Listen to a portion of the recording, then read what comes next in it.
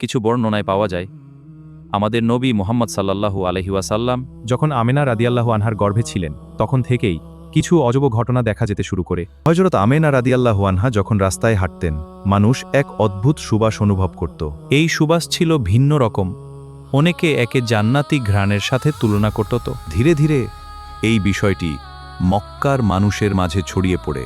তখন মানুষের মনে প্রশ্ন জাগে, এর কারণ কি? কেউ কেউ ধারণা করত হয়তো কোনো সুগন্ধি ব্যবহার করা হয়েছে।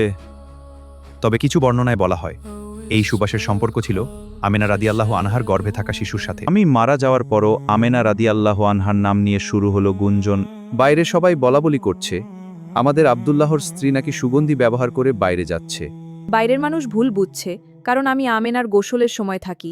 আমেনা তো কোনো সুগন্ধি ব্যবহার করে না। গোসল শেষে পুরো ঘর আতরের সুবাসে ভরে যায়, মনে হয় যেন জান্নাতি মেশকে আম্বর ঢেলে রাখা। আচ্ছা চলো আমরা দুইজন আমেনার ঘরে যাই, আমেনার মুখ থেকে শুনি আসল ঘটনা কি। আম্মাজান, তুমি কি সত্যি আতর ব্যবহার করো? এই সুবাস কোথা থেকে আসে? আব্বাজান, আমি কোনো আতর ব্যবহার করি না, কিন্তু যেদিন থেকে আপনার পুত্র আব্দুল্লাহর সন্তান আমার গর্ভে আসার পর থেকে আমার শরীরটাই মেশকে আম্বারে পরিণত হয়েছে। পরের ঘটনা জানতে ফলো এন্ড সাবস্ক্রাইব করে রাখুন। এক রাতে হযরত আমেনার ঘরে ঘটল এক অলৌকিক ঘটনা। চারজন নুরানি রমণী নীরবে ঘরে প্রবেশ করলেন। তাদের মধ্যে ছিলেন হযরত মারিয়াম, হযরত আছিয়া, হযরত কুলসুম এবং আরেকজন নুরানি রমণী। তারা এগিয়ে এসে হযরত আমেনার পাশে বসলেন, তার কপালে ও মুখে ভালোবাসার চুম্বন দিলেন। আর 3টি জান্নাতি ফুল হযরত আমেনার হাতে দিলেন।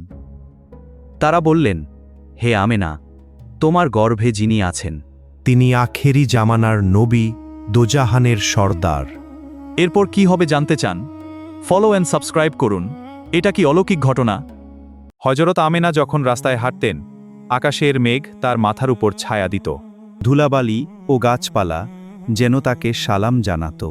তার মনে হতো কোনো ফেরেশতা সবসময় তার সঙ্গে সঙ্গে হাঁটছে। একদিন তিনি কূপ থেকে পানি আনতে গেলেন। তখন ঘটল এক অলৌকিক ঘটনা। হঠাৎ বালতিটি নিজে থেকেই উপরে উঠে এলো এবং তার পাত্র নিজে থেকেই ভরে গেল। তারপর অদৃশ্য আওয়াজ এলো, আমেনা, তুমি যাকে গর্ভে ধারণ করেছ তিনি সরকারে কায়নাত, তিনি সমগ্র সৃষ্টিজগতের নেতা অধিপতি। এরপর কি হবে জানতে লাইক, কমেন্ট, শেয়ার, ফলো এবং সাবস্ক্রাইব করুন।